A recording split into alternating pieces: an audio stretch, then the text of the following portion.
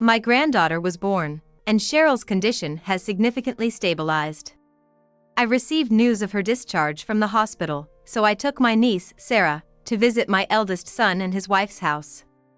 As soon as Sarah saw the baby sleeping in the crib, she exclaimed, "What a cute baby. But this child's dad is an uncle, right? Why are you hiding that this is the uncle's child? It's sad if the uncle doesn't raise him." Everyone present widened their eyes at her words. Sarah has always been able to see mysterious things. She can see connections between people that are invisible to the eye. If Sarah says so, there must be no mistake. I completely believed in her supernatural ability. If that's the case, what Yosef has been doing? Just thinking about it makes my skin crawl. I deeply regret not realizing it sooner. However, I can't just stand still. Sarah gave me advice. That's why I must carry out my revenge. My name is Kelly, a 50-something housewife. I live with my husband, Yosef. We have one son, our eldest, Stevie, who has left home and started his own family. We received news that our eldest son's wife, named Cheryl, was pregnant. This would be their first child. They had been thinking about the difficulties of pregnancy for a while, so during Cheryl's pregnancy, they stayed with us. Cheryl's condition was worse than expected. She often spent entire days confined to her room. I thought it wasn't good for either the baby or Cheryl, so, knowing it was meddlesome, I decided to take her outside. "Cheryl, staying in your room all the time isn't good for you. I'm not saying you have to go out in the sun, but could you at least come to the living room and show your face?" I know I'm being pushy. Since she came to our house 2 weeks ago, Cheryl hadn't shown her face to me after the first day. It seemed she was eating only what Stevie bought, which made me worry even more about her health. However, when I called through Cheryl's door, there was no response. Maybe she had collapsed inside. That would be a serious matter, and I needed to act quickly. With that in mind, I said, "I'm coming in," and opened the door, only to find Cheryl lying on the bed, looking at her phone. It seemed she wasn't physically ill, which was a relief. But then why didn't she respond when I called through the door? Irritated, I said a bit harshly, "If you're feeling okay, you could have responded. I was really worried about you. What if you had collapsed in your room?" I regretted my tone afterwards and apologized, "Sorry, I was too harsh. But I was truly worried, that's why." I was tormented by the thought that my actions might worsen my relationship with Cheryl. I couldn't bear the thought that my actions might negatively affect Cheryl and the baby. I was tormented by all sorts of thoughts swirling in my head. Cheryl finally spoke. "That's terrible." Her words pierced my heart. Unable to say anything, Cheryl continued to stab me with her words. "You're terrible for stressing out a pregnant woman. You know my body isn't just mine right now, right? If I get stressed and sick, the baby will suffer too. You get that? You must understand, having given birth to Stevie yourself. Pregnancy is really tough. No matter what, you shouldn't stress out a pregnant woman by using such harsh words." Cheryl lashed out at me in one breath. But it was my fault. I should have thought things through and acted more considerately for Cheryl's sake. "Cheryl, I'm truly sorry. I didn't mean to. I was just worried about you.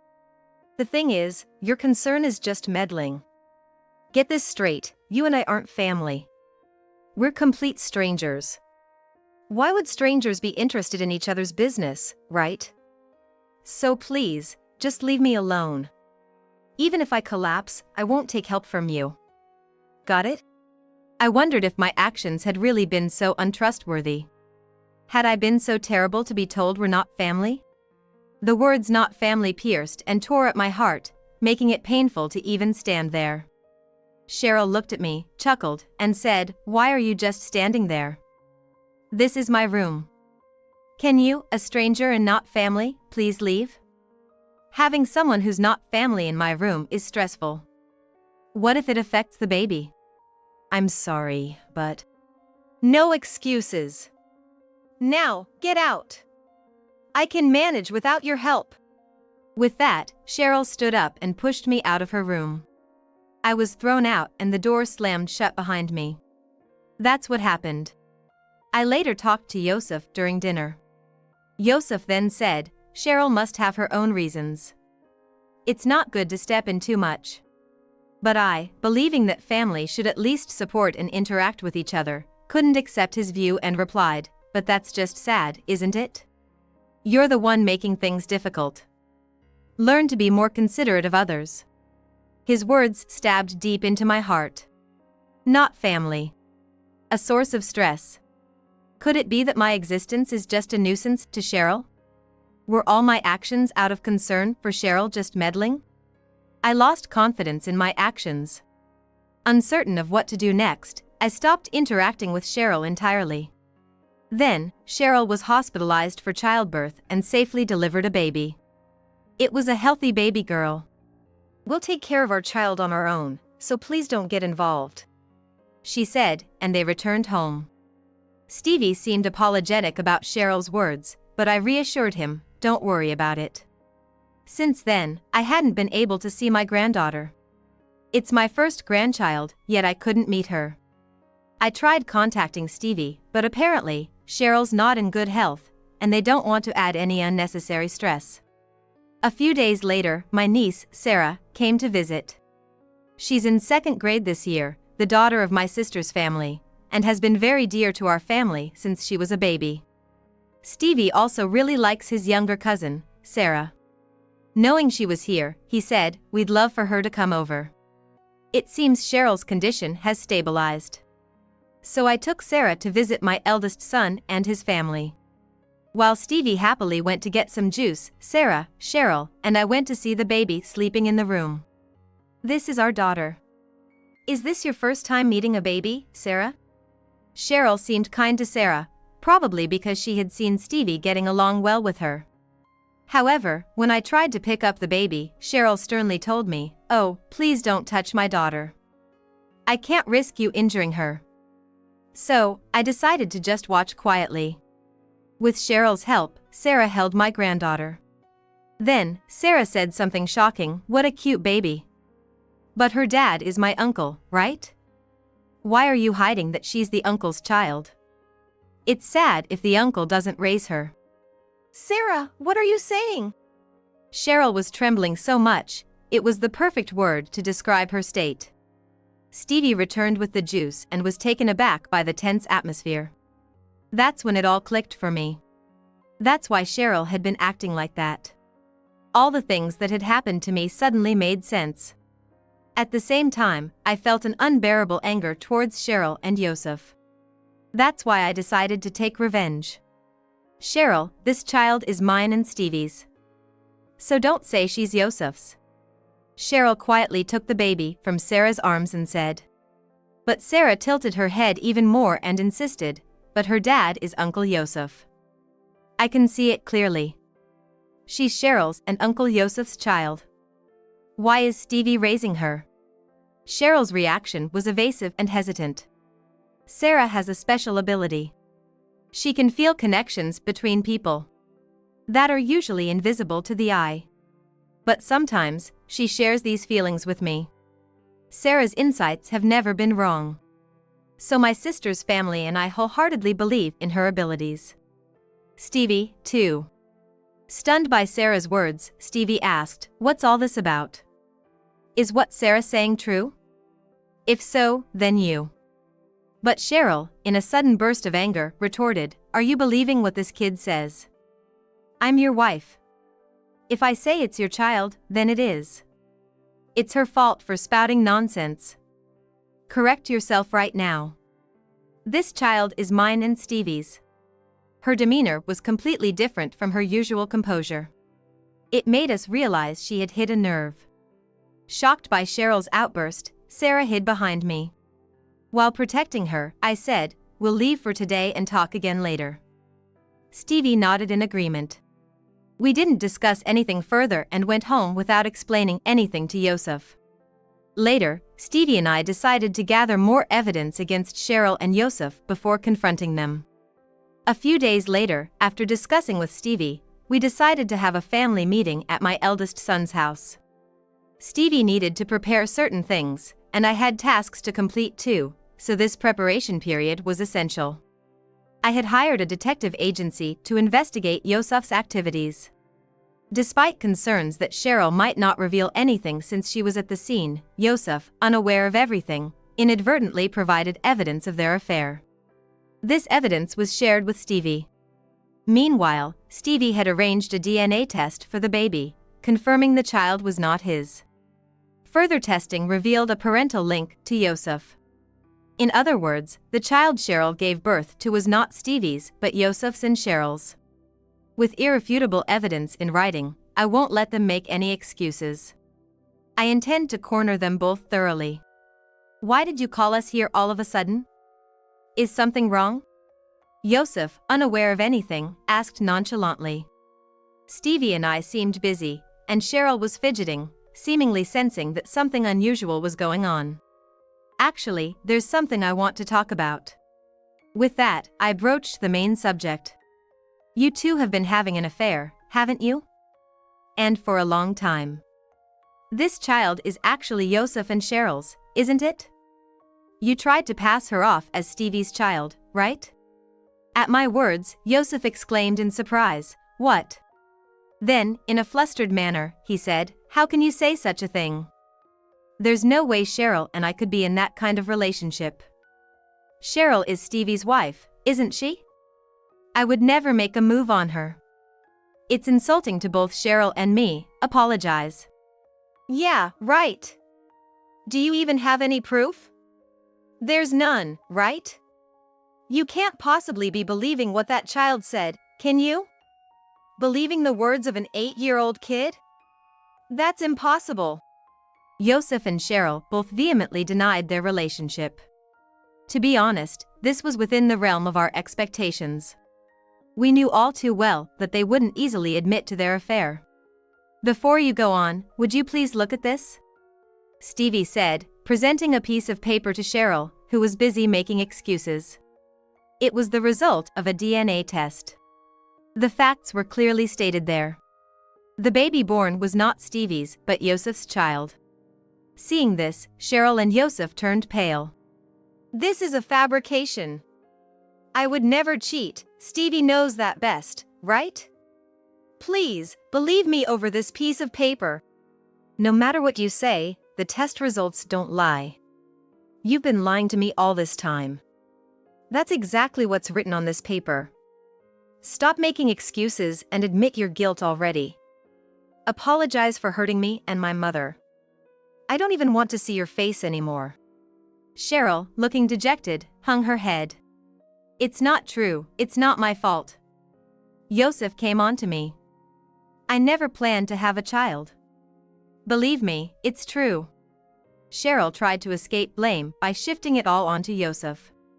Of course, such behavior was inexcusable.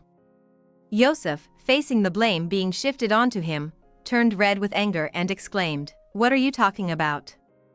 You're the one who came on to me, saying you wanted a child with me, suggesting passing it off as mine. You were the one hinting at that." He grabbed Cheryl by the collar in frustration. But Cheryl was not intimidated. What are you talking about? It's all your fault. If only you had hidden it better, everything would have been fine. I did hide it well. It's your fault for not being able to deceive. What did you say? Blaming everything on others, how dare you? Cheryl and Yosef continued to argue fiercely in front of us. Their dispute escalating by the minute, showing no signs of stopping. We could have let them argue, but that wouldn't help us achieve our revenge, so Stevie and I exchanged glances, preparing to present the next piece of evidence. During this time, Yosef and Cheryl continued their argument. When they started throwing things around the room, Stevie intervened, saying, all right, Dad and Cheryl, calm down. We're not done talking yet." At Stevie's words, their faces, which were red with anger, quickly turned pale, and they sat down, visibly deflated. Now we could finally move on to the next step. Our revenge drama was just beginning. Suppressing our agitated emotions, we prepared to further corner the two of them. Sorry, but there's more evidence. Would you mind taking a look? Saying this, I laid out the evidence received from the detective agency on the table. There were several photos capturing the two of them walking arm in arm through the night streets. Oh, by the way, I consulted with a lawyer, and with this much evidence, we can claim a significant amount in damages. Since both Cheryl and Yosef will have to pay, it's going to be quite a burden, especially for Cheryl. I guess she'll have to take out a loan or something, right? I asked with a smirk, and Cheryl, in a panic, stopped blaming Yosef and pleaded, "No, please. I can't pay damages. I'm just a housewife." It seemed that even Cheryl understood the difficulty of paying alimony as a housewife. Of course, I had no intention of lessening the punishment. We had agreed to take whatever we could. No matter how much you say it's impossible, we're going to take every penny we can. You knew the risk when you cheated, right? Didn't you imagine this could happen one day? But that's not true. I'm not the one to blame. It was Yosef who came onto me. What are you talking about? You're the one who approached me. You said it'd be fine as long as we had a plan if we got caught. I trusted you, and this is what happens. Both of their excuses were terrible. Yosef's was even worse. Thinking it's okay to cheat as long as you have a plan for when you get caught? No way. They should have been prepared to face the consequences together. Sorry, but no matter what you say, it's useless. I'm going to divorce Yosef. Wait. I won't cheat again. I got carried away this time. I swear I'll never betray you again. Please, anything but divorce. Once the trust is broken, it's zero. Don't you get that? No way. Hearing about the divorce, Yosef slumped down. It made sense, we were both in our 50s. Building a new family was practically impossible. Living alone requires a certain resolve. Yosef, having no siblings, might end up spending his life in complete solitude. But no matter the reason, I had no intention of forgiving Yosef. Realizing my determination, Yosef knelt down and begged, "I was wrong to cheat, I admit it. Please reconsider, just once. I love you, Kelly, I really do. Please give me one more chance." But I just smiled sweetly at him and said, "Sorry, but you need to give up. I can't be with you anymore. Persistent men are unattractive, you know?" After my words, Yosef fell silent. Stevie then said to Cheryl, "We're getting divorced too, so be prepared." Cheryl cried out, "Wait. What about the child? She needs both her parents. Please, for her sake and mine, don't get divorced." Take care of someone else's child?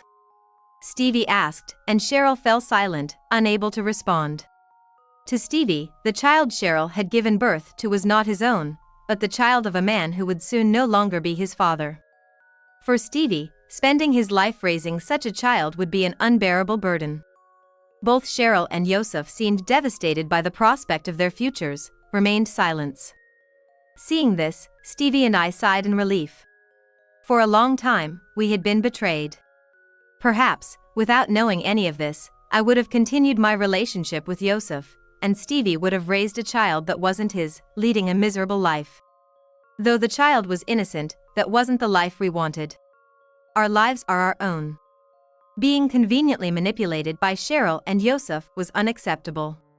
Living life for oneself, seizing it with one's own hands, that's what life is all about. Today, we won back our lives. After that, my husband and I proceeded with the divorce procedures. Despite the discussions coming to a round conclusion, as expected, Yosef stubbornly resisted, saying he didn't want a divorce, making things quite difficult. However, by taking the matter to court and using the photos from the detective agency as evidence, Yosef finally admitted defeat, and the divorce was finalized. The affair became known at his company, and Yosef was laid off. He now lives in a shabby apartment, somehow managing to pay the alimony. As for my son and his wife, their divorce was also finalized. Unlike Yosef, Cheryl didn't resist much. Probably it's because she thought she had options being younger. After the divorce, Cheryl returned to her parents' home, hoping they would cover the alimony. However, upon learning the truth, her parents were furious and turned her away. Left with no support from her parents, Cheryl is somehow managing to repay the alimony by borrowing money from less than ideal sources. The baby is being raised by Cheryl's parents. Despite the hardships, things finally settled down, allowing us to take a breath. Honestly, what Yosef and Cheryl did was quite shocking from our point of view. But now, we're living life looking forward. Stevie and I, having gone through so much, will continue to stay in touch. Our connection with Sarah, who helped us at that time, has remained strong. Stevie, in particular, is grateful to Sarah and has been spending more time with her since then. As a mother, I want to do my best to support Stevie.